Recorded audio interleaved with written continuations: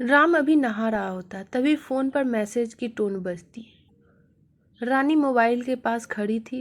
उसका ध्यान फोन की तरफ गया। उसने सहज ही फोन उठाकर मैसेज पढ़ा। Hi good morning dear. किसी बेबी का मैसेज था। रानी सोच में पड़ जाती है कि अब ये बेबी कौन है। तब तक वहाँ राम भी नहाकर आ चुका था। रानी उससे किसी बेबी का मैसेज आया है बताती है। राम मुस्कुराकर फ़ोन उठाकर उस मैसेज का रिप्लाई करता है, hi baby how are you, और अपने काम में लग जाता। रानी इस रिप्लाई को भी पढ़ती। अब हर पल रानी के दिमाग में यह विचार कौंधता रहा कि यह बेब कौन है। शाम को जब राम घर आता है, रानी उससे पूछती है बेबी कौन है। राम जवाब में सिर्फ मुस्कुरा देता है और फिर अपने काम में लग जाता है। 2-3 दिन हो जाते हैं।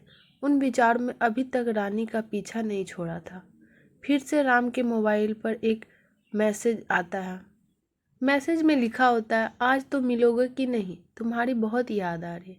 इस मैसेज से आग में घी का काम कर दिया। रानी का शक और भी ज़्यादा पक्का हो गया। बीच बीच में ऐसे मैसेज का आदान प्रदान होता रहा और रानी के मन में शक की जड़ें और मजबूत होती गई। राम पूछने पर भी जवाब में सिर्फ मुस्कुरा देता और कुछ भी नहीं करता। यह शक रानी के अंदर ज्वालामुखी की तरफ फट पड़ता है।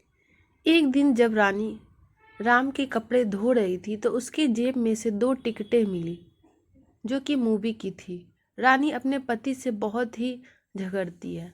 राम उसे समझाने की कोशिश करता है लेकिन वह कोई बात नहीं सुनती और ना ही कुछ समझने को तैयार रहती है। तब राम को भी उस पर गुस्सा आ जाता है और वह झगड़ा और भी ज़्यादा बढ़ जाता है। गुस्से में राम घर से बाहर निकल जाता है। रानी का गुस्सा राम से कई गुना ज़्यादा था।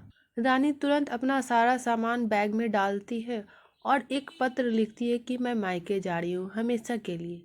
गुस्सा शांत होने पर जब राम घर आता है तो पत्र पढ़कर उसके होश उड़ जाते हैं। 10 दिन बीत जाते हैं और गांव के उस घर पर डोरबेल बजती है जहाँ रानी रहने चली गई थी। रानी दरवाज़ा खोलती है। दरवाजे पे 10 साल की एक छोटी बच्ची हाथ में चिट्ठी लिए खड़ी थी। वह रानी को चिट्ठी देती है। बच्ची से वह चिट्ठी लेकर रानी चिट्ठी खोलकर पढ़ती है। डियर वाइफ, जिस बेबी की वजह से हम दोनों में इतने झगड़े हुए, तुम हमारा घर छोड़कर यहाँ चली आई। यह बच्ची जो तुम्हारे सामने खड़ी है वही वह बेबी है। अनाथ आश्रम की एक प्यारी सी बच्ची। इसी के साथ मैं बातें करता था, सिनेमा जाता था। पहली बार जब तुमने बेबी के बारे में पूछा था तो मैं जानबूझकर तुम्हें नहीं बताया।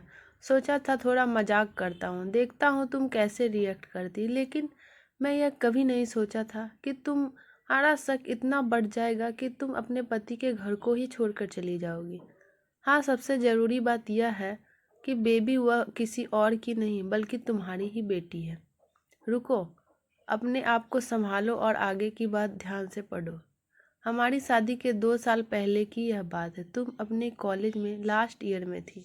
तुम्हारे प्रोफेसर में नोट्स लेने के बहाने तुम्हें बुलाया था और तुम्हें चाय में इन नशीली दवा खिलाकर ना करने वाले काम किए थे। इसमें तुम्हारी कोई गलती नहीं थी, लेकिन कुदरत ने अपना काम किया और तुम्हारे पेट में इस बेबी को डाल दिया। काफ़ी प्रयास करने के बाद भी अबॉर्शन नहीं हुआ तो तुम्हारे घर वालों ने समाज के डर से तुम्हें 6 महीने तक घर में ही रखा। तुम्हारे पिताजी खुद एक डॉक्टर हैं, इसलिए यह बिन मांगा बच्चा बड़ी आसानी से बिना किसी कानो कान खबर हुए इस दुनिया में आया। भविष्य में तुम्हारी शादीशुदा जिंदगी में कोई प्रॉब्लम ना हो, इसलिए तुम्हारे पिता ने इस बच्चे को गांव के एक अनाथ आश्रम में छोड़ दिया। यह वही बच्ची है जो तुम्हारे सामने खड़ी है। अगर अभी भी विश्वास नहीं हो रहा तो इस बच्ची के गाल का वो तिल देख लेना जो शायद तुमने उसे आखिरी बार रोते हुए देखा होगा। फिर अपने पिताजी से पूछ लो। पत्नी जल्दी से उस बच्चे को पास में लेकर उसके गालों का तिल देखती है। उसका मन भर आता है, उसकी आंखों में आंसू आ जाते हैं, लेकिन अभी चिट्ठी बाकी है इसलिए वह आगे बढ़ती है। मुझे पता है कि अभी भी तुम्हारे मन में यह सवाल उठ रहा होगा कि यह सब मुझे कैसे पता चला। तुम्हें बता दूं कि यह सब तुम्हारे खुद के पिता ने ही अपने मन में उठ रहे पश्चाताप को शांत करने के लिए शादी के 1 महीने पहले मुझसे मिलकर सारी बातें मुझे बताई थी। उन्होंने यह भी कहा था अगर मैं चाहूँ तो शादी से इनकार कर सकता हूँ। इसलिए स्वीकार किया क्योंकि इस पूरी घटना में तुम्हारी कोई गलती नहीं थी और हमारी शादी हो गई। तुमने मुझे बहुत प्यार दिया, लेकिन तुम्हारे पिता से बेबी के बारे में मैंने जानने के बाद मैं उससे बिना मिले रह नहीं पा रहा था। मैं बीच बीच में उससे मिलता था। उससे मिलना, उसके साथ समय बिताना मुझे अच्छा लगने लगा। कितनी प्यारी बच्ची बिना किसी गलती के क्यों सजा भुगते। बस इसलिए मैंने उसे थोड़ी खुशी देने की कोशिश की। बस मुझे इतना ही कहना था। अब अगर तुम्हें फिर से अपने घर आकर मेरे साथ रहना है तो सिर्फ तुम्हारी गैलरी में आ जाओ। तुम्हारा वह सिर्फ मैं डियर पति इंतजार कर रहा हूँ। रानी बिना देरी किए गैलरी में दौड़कर पहुंची, जहां राम खड़ा था। उसके चेहरे पे मुस्कान थी। रानी अपने पति को देखकर बहुत ही खुशी और उसकी आंखों में बहुत सारे आंसू थे।